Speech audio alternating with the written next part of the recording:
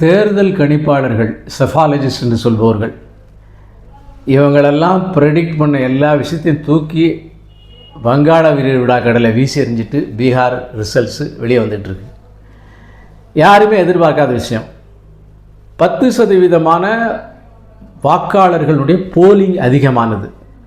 இது ஒரு பெரிய சாதனை.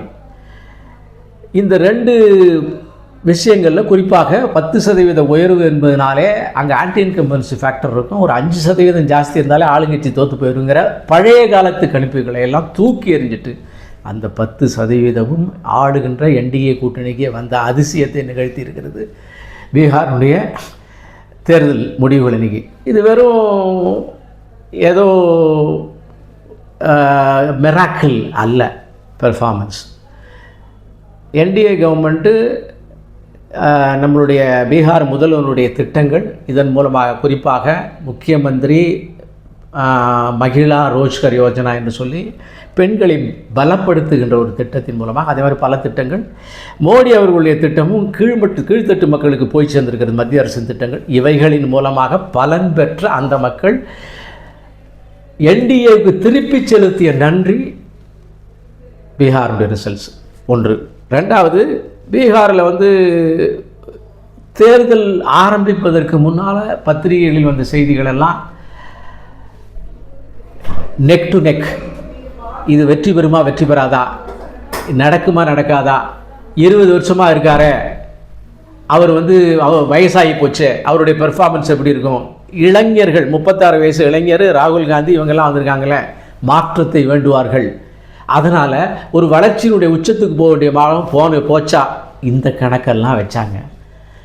ஆனால் இந்த கணக்கு வச்சவங்க நான் இதெல்லாம் செய்வேன்னு அங்கே சொல்லலை. அவங்க சொன்னது முழுசாக எஸ்ஐஆர் ஏமாற்று வேலை, எஸ்ஐஆர் ஏமாற்று வேலை. எஸ்ஐஆர் ஏமாற்று வேலை இல்லைங்கிறது இந்த தேர்தல் நிரூபித்து மக்கள் சொல்லிட்டாங்க.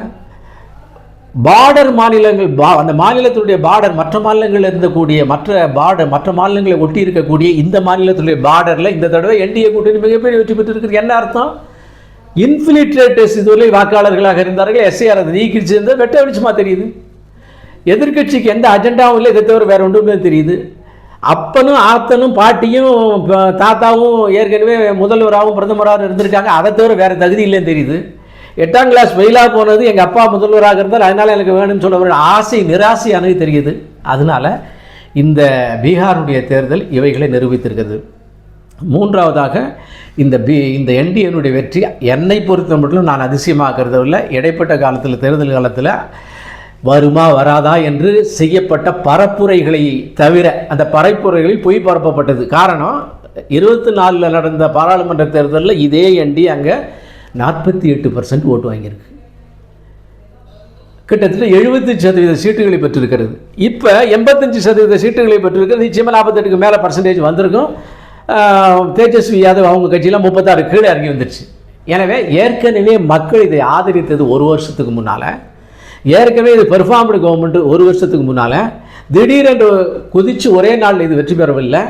எனவே மக்கள் இப்போது அதீத ஆதரவை தந்திருக்கிறார்கள் என்பதாலே இந்த வெற்றி செய்யப்பட்ட பெர்ஃபார்மன்ஸுக்கு மேலும் கொடுத்த ஒரு கிரீடம், அங்கீகாரம் என்று மட்டும் நான் நினைக்கிறேன். வணக்கம்.